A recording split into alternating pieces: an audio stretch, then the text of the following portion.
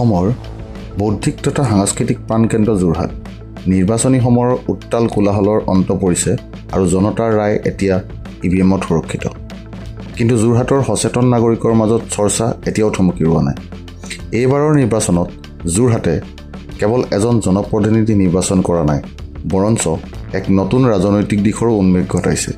আজিৰ এই বিশেষ খণ্ডত আমি যোৰহাটৰ নিৰ্বাচন উত্তৰ পৰিস্থিতিৰ এক সূক্ষ্ম বিশ্লেষণ আগবঢ়াম। প্ৰথম আৰু আটাইতকৈ গুৰুত্বপূৰ্ণ কাৰকটো হ'ল যোৰহাটৰ নগৰীয়া ভোটাৰৰ মনস্তত্ব। যোৰহাট চহৰখন সদায় ইয়াৰ বৌদ্ধিক চৰ্চা আৰু নিৰপেক্ষ বিচাৰধাৰাৰ বাবে জনাজাত।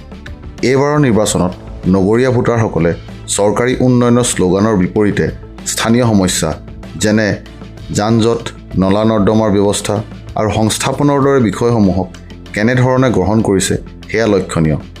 শিক্ষিত সমাজৰ এই নীৰৱতাই বহু সময়ত স্থিতাৱস্থা ভংগ কৰি এক নতুন দিশৰ ইংগিত দিয়ে।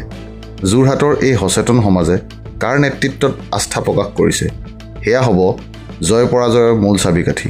বিশ্লেষণটো আগবঢ়াই নিয়াৰ আগতে এটা সৰু অনুৰোধ, যদি আপুনি আমাৰ আড্ডা চেনেলটো এতিয়ালৈকে ছাবস্ক্ৰাইব কৰা নাই তেন্তে এতিয়াই ছাবস্ক্ৰাইব কৰি লওক, যাতে অসমৰ ৰাজনীতিৰ এনে নিৰপেক্ষ বিশ্লেষণ আপুনি নিয়মিতভাৱে পাই থাকে। যোৰহাট সমষ্টিৰ দ্বিতীয়টো নিৰ্ণায়ক দিশ হ'ল বিৰোধী শক্তিৰ ঐক্যবদ্ধ ৰণকৌশল। যোৱা লোকসভা নিৰ্বাচনৰ ফলাফলৰ পিছত যোৰহাটত বিৰোধীৰ মাজত এক নতুন উদ্যম পৰিলক্ষিত হৈছে। বিশেষকৈ ভোট বিভাজন ৰোধ কৰিবলৈ বিৰোধী দলসমূহে যি কৌশল অৱলম্বন কৰিছিল সেয়া কিমান দূৰ সফল হৈছে। যদি বিৰোধীৰ উমৈহতীয়া প্ৰাৰ্থীজনে শাসকীয় দলৰ ভোট বেংকত ফাট সৃষ্টি কৰিবলৈ সক্ষম হৈছে, তেন্তে যোৰহাটৰ ফলাফল সকলোৰে বাবে অপ্ৰত্যাশিত হ'ব পাৰে।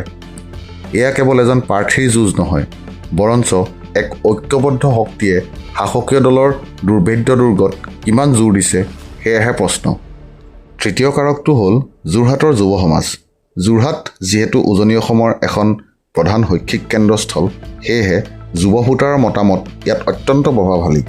নিয়োগৰ সমস্যা, ভৱিষ্যতৰ সপোন আৰু ৰাজনৈতিক সংস্কাৰ বিচৰা এই প্ৰজন্মটোৱে পৰম্পৰাগত ৰাজনীতিৰ ঊৰ্ধত গৈ কাৰ প্ৰতি সমৰ্থন আগবঢ়াইছে। নতুন ভোটাৰসকলৰ এই সিদ্ধান্তই যোৰহাটৰ ৰাজনৈতিক গতিপথ সলনি কৰি দিয়াৰ ক্ষমতা ৰাখে। তেওঁলোকৰ বাবে উন্নয়নৰ সংজ্ঞা কেৱল আন্তঃগাঁথনি নে বৌদ্ধিক চিন্তা, সেয়া ইভিএম খুলিলেহে গম পোৱা যাব। ইতিহাস সাক্ষী আছে, যোৰহাটে সদায় নিজৰ সিদ্ধান্ত অতি বিচক্ষণতাৰে গ্ৰহণ কৰিছে। ষ্ট্ৰং ৰুমত বন্দী হৈ থকা ইভিএমৰ ফলাফল ঘোষণাৰ দিনাই স্পষ্ট হ'ব যোৰহাটৰ জনতাই কাক নিজৰ ত্ৰাণকৰ্তা হিচাপে বাছনি কৰিছে। উন্নয়ন নে পৰিৱৰ্তন? উত্তৰৰ বাবে আমি অপেক্ষা কৰিব লাগিব গণনাৰ দিনটোলৈ। আপোনাৰ মতে সূক্ষ্ম সমীকৰণসমূহে কাৰ বিজয় সুনিশ্চিত কৰিছে? কমেণ্ট বক্সত আপোনাৰ মূল্যৱান মতামত জনাওক আৰু এনেকুৱা নিৰপেক্ষ বিশ্লেষণৰ বাবে আমাৰ সৈতে জড়িত হৈ থাকক। পুনৰ লগ পাম আন এটা ভিডিঅ'ৰ সৈতে।